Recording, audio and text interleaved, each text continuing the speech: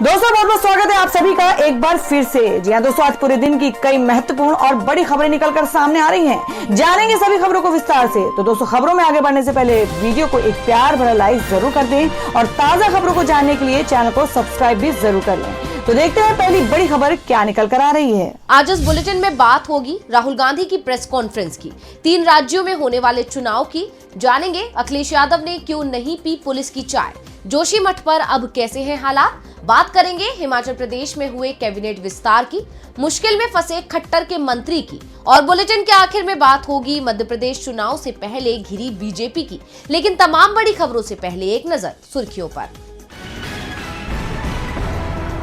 पश्चिम बंगाल के शिक्षक भर्ती घोटाला में टीएमसी विधायक पार्थ चटर्जी को नहीं मिली राहत। कोर्ट ने पार्थ चटर्जी और उनकी सहयोगी अर्पिता मुखर्जी की न्यायिक हिरासत 7 फरवरी तक बढ़ाई। इंदौर में 3 दिवसीय प्रवासी सम्मेलन हुआ शुरू। बापू के प्रिय भजन वैष्णव जन से हुई सम्मेलन की शुरुआत। त्रिपुरा के सीएम माणिक शाह के बयान पर मचा बवाल। शाह ने कहा कि बीजेपी गंगा की तरह है, इसमें डुबकी लगाकर सभी हो जाएंगे पवित्र। एनसीपी चीफ शरद पवार का ऐलान, 2024 का लोकसभा और महाराष्ट्र विधानसभा मिलकर लड़ेगी एनसीपी, कांग्रेस और शिवसेना, बीजेपी को हराने के लिए गठबंधन जरूरी। तो ये थी सुर्खियां और अब बात आज की सबसे बड़ी खबर की। राहुल गांधी के नेतृत्व में चल रही भारत जोड़ो यात्रा का इन दिनों हरियाणा में दूसरा चरण चल रहा है। ऐसे में आज यात्रा कुरुक्षेत्र पहुंची, जहां राहुल गांधी ने यात्रा के दौरान 10वीं बार प्रेस कॉन्फ्रेंस की और आज भी उन्होंने मीडिया को जमकर घेरा। तो क्या कुछ बोले कांग्रेस सांसद, देखिए खास रिपोर्ट में। कांग्रेस की भारत जोड़ो यात्रा जब से शुरू हुई है, राहुल गांधी की छवि और कांग्रेस दोनों ही मजबूत हो रहे हैं। यात्रा के दौरान राहुल मीडिया से भी बातचीत कर रहे हैं, उनके सवालों का खुलकर जवाब दे रहे हैं। ऐसे में आज फिर राहुल गांधी ने प्रेस कॉन्फ्रेंस की। मीडिया से बातचीत के दौरान आज फिर राहुल ने मीडिया पर तंज कसा। राहुल ने कहा कि सोशल मीडिया पर यात्रा से बवाल मचा हुआ है, लेकिन नेशनल मीडिया पर यात्रा नहीं दिखाई जाती। भारत जोड़ो यात्रा के दौरान अपनी 10वीं प्रेस कॉन्फ्रेंस में भी राहुल गांधी ने मोदी सरकार पर जमकर हमला बोला। जब अर्जुन मछली की आंख में तीर मार रहा था तो उसने आपसे कहा, उसने कहा कि आंख में तीर मारने के बाद मैं क्या करूंगा? कहा था क्या? नहीं कहा था ना। उस कहानी का मतलब है, वो गीता में भी है, तुम काम करो, जो होना है होगा, ध्यान काम पे रखो। तो वही थिंकिंग है यात्रा की भी। आपका सवाल अच्छा है। यात्रा के बाद एक और काम होगा, उसके बाद शायद एक और काम होगा, फिर आपको जवाब मिल जाएगा। शुक्रिया राहुल जी। इतना ही नहीं, राहुल गांधी ने मीडिया से कहा कि जिस तरह से आप मुझसे सवाल करते हो, क्या कभी पीएम नरेंद्र मोदी से किया है? क्या नरेंद्र मोदी के सामने सवाल रख सकते हैं? देश की जनता को बांटकर उनमें नफरत फैलाई जा रही है। क्या कांग्रेस पार्टी ये करती है? क्या कांग्रेस ने कभी ये कहा है कि एक धर्म को दूसरे से लड़ना चाहिए? वहाँ जो डर का माहौल है उसको हम देखेंगे और मैं उस पर बोलूंगा। इसके साथ ही राहुल गांधी ने हरियाणा की जनता का धन्यवाद करते हुए कहा, आपने इतनी शक्ति दी, हम उसके लिए बहुत बहुत आभारी हैं। देश तपस्वियों का है, लेकिन पीएम मोदी और संघ देशवासियों से अपनी पूजा कराना चाहते हैं। लोगों को इसलिए डराया जा रहा है। हालांकि राहुल गांधी बार बार कहते हैं कि यात्रा का राजनीति और चुनाव से कोई लेना देना नहीं है, लेकिन जानकारों का दावा है कि यात्रा आगामी चुनावों पर जरूर असर डालेगी, जिसकी तैयारियां अभी से शुरू हो गई हैं। तो आने वाले समय में किन राज्यों में होने हैं चुनाव, देखिए रिपोर्ट। हिमाचल और गुजरात चुनाव के बाद अब राजनीतिक दलों का फोकस आगामी चुनावों पर है, क्योंकि इसी साल 9 राज्यों में विधानसभा चुनाव होने हैं और उसके बाद अगले साल की शुरुआत में लोकसभा चुनाव का ऐलान हो जाएगा, जिसकी तैयारियों में राजनीतिक दलों के साथ साथ अब चुनाव आयोग भी लग गया है। और चुनाव आयोग की तैयारियों को देखकर दावा किया जा रहा है कि त्रिपुरा, मेघालय व नागालैंड में अब किसी भी दिन चुनावों का ऐलान हो सकता है। तीनों ही राज्यों में फरवरी में वोटिंग कराई जा सकती है। मुख्य चुनाव आयुक्त राजीव कुमार की अध्यक्षता में चुनाव आयोग का 16 सदस्यीय दल विधानसभा चुनाव की तैयारियों की समीक्षा के लिए 11 जनवरी को त्रिपुरा पहुंचेगा। ये टीम नागालैंड और मेघालय जैसे चुनावी राज्यों का भी दौरा करेगी। इसके बाद 15 जनवरी के करीब चुनाव आयोग मतदान की तारीखों का ऐलान कर सकता है। आयोग की ओर से संकेत मिल रहे हैं कि फरवरी के दूसरे सप्ताह में तीनों राज्यों में वोटिंग प्रक्रिया पूरी करा ली जाएगी। त्रिपुरा के मुख्य निर्वाचन अधिकारी किरण गित्ते ने बताया, आयोग के दल में 3 चुनाव चुनाव आयुक्त व 13 अन्य अधिकारी शामिल होंगे। 11 जनवरी को आयोग की टीम राजनीतिक दलों, चुनाव अधिकारियों और अन्य के साथ बैठक करेगी। इसके बाद 12 जनवरी को टीम मेघालय रवाना होगी। वहां शिलोंग में 13 जनवरी को राजनीतिक दलों व अधिकारियों के साथ बैठक होगी। 14 जनवरी को टीम चुनाव तैयारियों की समीक्षा के लिए नागालैंड जाएगी। ऐसे में दावा किया जा रहा है कि दिल्ली लौटकर आयोग त्रिपुरा, मेघालय व नागालैंड के लिए चुनाव कार्यक्रमों की घोषणा कर सकता है। आयोग की कोशिश है कि फरवरी के दूसरे सप्ताह से पहले इन राज्यों में चुनाव करा लिए जाएं, क्योंकि 15 फरवरी से CBSE की बोर्ड परीक्षाएं शुरू हो जाएंगी। चुनाव आयोग की तैयारियों को देखकर दावा किया जा रहा है कि फरवरी में वोटिंग हो सकती है। चुनावों के चलते तीनों राज्यों का सियासी पारा गरमाया हुआ है। सियासी पारा तो आज उत्तर प्रदेश का भी चढ़ गया है, जब सपा प्रमुख पुलिस मुख्यालय पहुंच गए और उन्होंने पुलिस पर गंभीर आरोप लगा दिया। तो क्यों पुलिस मुख्यालय पहुंचे अखिलेश और क्या लगाया आरोप, देखिए रिपोर्ट। सपा चीफ अखिलेश यादव आमतौर पर शांत रहते हैं, अपनी बात को इत्मीनान से कहते हैं, लेकिन आज वो गुस्से में दिख रहे थे। सपा मीडिया सेल के इंचार्ज मनीष जगन अग्रवाल की गिरफ्तारी की खबर सुनते ही अखिलेश लखनऊ में पुलिस हेडक्वार्टर पहुंच गए। अखिलेश के पुलिस मुख्यालय पहुंचने की खबर लगते ही थोड़ी देर में ही सीनियर पुलिस अफसर भी वहां आ गए। ज्वाइंट CP पीयूष मोडिया ने अखिलेश को चाय का ऑफर किया तो उन्होंने मना कर दिया। कहा, हम यहाँ की चाय नहीं पियेंगे, बाहर की पियेंगे। हम यहाँ की चाय नहीं पी सकते हैं, चाय में कुछ भी दे दोगे तब। हमें भरोसा नहीं है, सच में भरोसा नहीं है। हम बाहर से चाय मंगा लेंगे, आपका कप ले लेंगे, लेकिन चाय अपनी पियेंगे। आप अपनी चाय पीजिए, हम अपनी पियेंगे। मनीष जगन अग्रवाल पर बीजेपी IT सेल की प्रमुख डॉक्टर ऋचा राजपूत की शिकायत पर FIR दर्ज की गई थी, जिसके बाद मनीष को गिरफ्तार किया गया। इसके खिलाफ अखिलेश ने पुलिस हेडक्वार्टर में 2 घंटे तक धरना दिया। मीडिया से बात करते हुए उन्होंने कहा कि बीजेपी के सोशल मीडिया अकाउंट से हमारी पत्नी, परिवार और बच्चियों के लिए अभद्र भाषा का प्रयोग किया गया है, लेकिन उस पर कोई कार्रवाई नहीं हुई। बीजेपी पुलिस का गलत इस्तेमाल करती है, उन पर गलत काम करने का दबाव बनाती है। पहले भी सपा के कई नेताओं के खिलाफ अभद्र भाषा का प्रयोग किया गया और फर्जी मुकदमों में जेल भेजा गया। अखिलेश ने पुलिस मुख्यालय पर धरना भी दिया। अखिलेश सपा नेताओं की परेशानी से चिंता में दिख रहे हैं, तो दूसरी तरफ उत्तराखंड का एक शहर इस समय चिंता में है।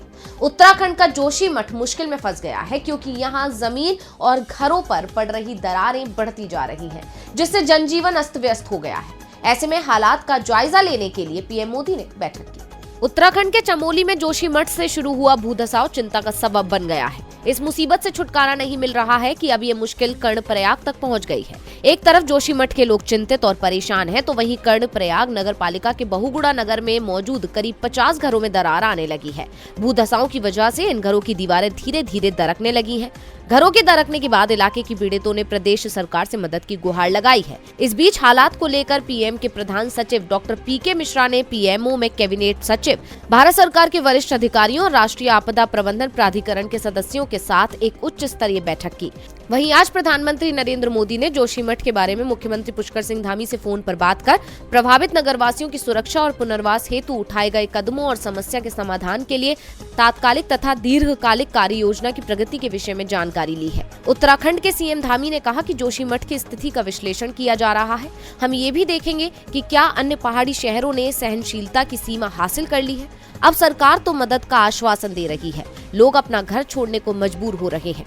लोगों ने घर छोड़कर प्राइमरी स्कूल, गुरुद्वारे, गेस्ट हाउस को अपना अस्थायी निवास बनाया है। जनता दर दर भटक रही है, सरकार से मदद की मांग कर रही है। अब देखना होगा कि मोदी और धामी की सरकार कब तक हल निकालती है। जोशीमठ में रह रहे लोगों की जान मुश्किल में है, यानी उत्तराखंड की धामी सरकार के सामने बड़ी चुनौती है। वहीं आज हिमाचल की सुक्खू सरकार के लिए बड़ा दिन रहा, क्योंकि लंबे इंतजार के बाद आज राज्य में कैबिनेट विस्तार हुआ। तो सुक्खू कैबिनेट में किसे मिली जगह और कितने मंत्रियों ने ली शपथ, देखिए खास रिपोर्ट में। 9 दिसंबर को हिमाचल प्रदेश विधानसभा चुनाव के नतीजे आए थे, जिसके बाद 11 दिसंबर को सुखविंदर सिंह सुक्खू ने मुख्यमंत्री पद की शपथ और मुकेश अग्निहोत्री ने डिप्टी CM पद की शपथ ली थी, जिसके बाद सभी को इंतजार था कैबिनेट विस्तार का, जो आज 1 महीने बाद हो गया है। बता दें कि प्रदेश के राज्यपाल राजेंद्र विश्वनाथ अर्लेकर ने 7 विधायकों को मंत्री पद की शपथ दिलाई। सबसे पहले सोलन के सबसे पुराने विधायक धनीराम शांडिल ने शपथ ली। इसके बाद सिरमौर के शिलाई से 6 बार के विधायक हर्षवर्धन चौहान, किन्नौर के पूर्व डिप्टी स्पीकर जगत सिंह नेगी, पूर्व CM वीरभद्र सिंह के बेटे शिमला ग्रामीण से विधायक विक्रमादित्य सिंह, कांगड़ा के जवाली से चंदर कुमार, कुसुमपट्टी से विधायक अनिरुद्ध सिंह और जुब्बल कोटखाई से 4 बार के विधायक रोहित ठाकुर ने मंत्री पद की शपथ ली है। मिली जानकारी के मुताबिक शिमला को पहली ही सूची में 3 मंत्री मिले हैं। मंत्रियों के 3 पद अभी खाली रहेंगे। वहीं इससे पहले मुख्यमंत्री सुखविंदर सिंह सुक्खू ने रविवार को 6 मुख्य संसदीय सचिवों को पद एवं गोपनीयता की शपथ दिलाई। सुंदर सिंह ठाकुर, मोहनलाल ब्राक्टा, राम कुमार चौधरी, आशीष बुटेल, किशोरी लाल, संजय अवस्थी ने मुख्य संसदीय सचिव पद की शपथ ली। बता दें कि सुक्खू कैबिनेट विस्तार में हो रही देरी के चलते अटकलें थी कि कांग्रेस में अंदरूनी खींचतान के चलते कैबिनेट विस्तार नहीं हो पा रहा है।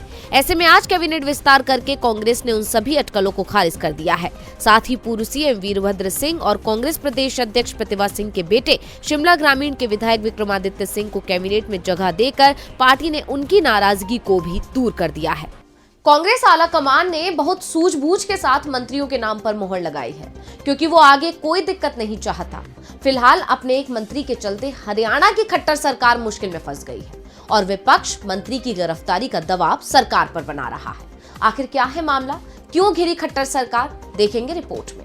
हरियाणा की खट्टर सरकार अपने ही मंत्री के चलते मुश्किल में फंस गई है। महिला कोच से दुर्व्यवहार के चलते हॉकी इंडिया के पूर्व कप्तान और राज्य सरकार में मंत्री संदीप सिंह से खेल मंत्रालय तो वापस ले लिया गया, लेकिन अभी तक सीएम खट्टर ने संदीप सिंह को मंत्री पद से बर्खास्त नहीं किया है और न ही उनकी गिरफ्तारी अभी तक हो पाई है। इस मामले में विपक्ष सरकार को निशाने पर ले रहा है तो सीएम खट्टर अपने मंत्री के बचाव में खड़े हो गए हैं। सीएम ने कहा कि महिला कोच अनर्गल बयान दे रही है। सिर्फ आरोप लगा देने से कोई दोषी साबित नहीं होता, उसकी पुलिस छानबीन करती है। इसके बाद ही ये सिद्ध होता है कि जो आरोप लगाए गए हैं वो सही हैं या नहीं। आरोपों की अभी जांच चल रही है। खट्टर संदीप सिंह को क्लीन चिट दे रहे हैं तो विपक्षी दल संदीप सिंह की बर्खास्तगी की मांग पर अड़े हुए हैं। आपने अपनी मांगों को लेकर संदीप सिंह के आवास का घेराव किया तो वहीं INLD ने हरियाणा के राज्यपाल से मुलाकात कर जूनियर महिला कोच को न्याय दिलाने के लिए 15 दिन का अल्टीमेटम दे दिया। इन सबके बीच मामले की जांच कर रही पुलिस की SIT ने FIR में धारा 509 भी जोड़ दी है। संदीप सिंह के खिलाफ चंडीगढ़ के सेक्टर 26 थाने में IPC की धारा 54, 354A, 354B, 342, 506 के तहत पहले ही मामला दर्ज किया जा चुका है। अब इस मामले में एक नई धारा जोड़ने के बाद उनकी गिरफ्तारी को लेकर भी सवाल उठने लगे हैं। रियो ओलंपिक में एक एथलीट के रूप में हिस्सा ले चुकी महिला कोच का दावा है कि संदीप सिंह ने उसे स्नैपचैट पर 1 जुलाई को कॉल कर उसे कुछ दस्तावेजों के साथ अपने सरकारी आवास पर बुलाया था, जहां खेल मंत्री ने उससे कथित तौर पर दुर्व्यवहार किया। इस दौरान उसकी टी-शर्ट फट गई और किसी तरह वहां से बचकर भागी। हालांकि संदीप सिंह आरोपों को गलत करार दे रहे हैं। और बुलेटिन के आखिर में बात होगी मध्य प्रदेश चुनाव से पहले घिरी बीजेपी की। मध्य प्रदेश में इसी साल के आखिर में विधानसभा चुनाव होने हैं, जिसकी तैयारियों में सभी दल लग चुके हैं। लेकिन सत्ताधारी बीजेपी के लिए इस बार मध्य प्रदेश की सत्ता पर काबिज होना आसान नजर नहीं आ रहा है, क्योंकि कांग्रेस बीजेपी को तमाम मुद्दों पर घेर रही है। तो राज्य में किन मुद्दों पर घिरी बीजेपी, देखिए रिपोर्ट में। मध्य प्रदेश विधानसभा चुनाव से पहले राज्य की सियासत में हलचल तेज हो गई है और राजनीतिक दल अपनी अपनी जीत के लिए तैयारियों में जुट गए हैं। लेकिन राज्य में उठे तमाम मुद्दे शिवराज सरकार की जीत की राह में रोड़े अटका रहे हैं और कांग्रेस उन मुद्दों को जमकर भुना रही है और बीजेपी को घेर रही है। कांग्रेस ने सीडी, व्यापम और भ्रष्टाचार को लेकर सत्ताधारी बीजेपी को घेरना शुरू कर दिया है। कांग्रेस ने सत्ताधारी दल को घेरने के लिए नेताओं की अश्लील सीडी, व्यापम घोटाला और राज्य सरकार के 1 दर्जन से ज्यादा मंत्रियों के भ्रष्टाचार की पोल खोल को मुद्दा बनाया है। भारतीय जनता पार्टी और शिवराज सरकार को घेरने की शुरुआत नेता प्रतिपक्ष डॉक्टर गोविंद सिंह के सीडी वाले बयान से हुई है, जिसमें उन्होंने दावा किया है कि उनके पास ऐसी सीडी है जिसमें बीजेपी के कई नेताओं की कलई खुल जाएगी। उसके बाद गोविंद सिंह ने व्यापम मामले में पूर्व मुख्यमंत्री दिग्विजय सिंह द्वारा दर्ज कराई गई FIR की मूल प्रति की भी मांग की है। कांग्रेस विधायक जीतू पटवारी ने खुले तौर पर आरोप लगाया है कि शिवराज सरकार के 15 मंत्रियों के भ्रष्टाचार का ब्यौरा कांग्रेस के पास है। अब इन तमाम मुद्दों को लेकर कांग्रेस बीजेपी पर निशाना साध रही है। हालांकि अपना बचाव करते हुए बीजेपी कांग्रेस के सभी आरोपों को हवाई बता रही है। अब कांग्रेस के आरोपों में कितनी सच्चाई है ये बता पाना तो मुश्किल है, लेकिन इन आरोपों के चलते बीजेपी मुश्किल में तो है। तो आज इस बुलेटिन में बस इतना ही।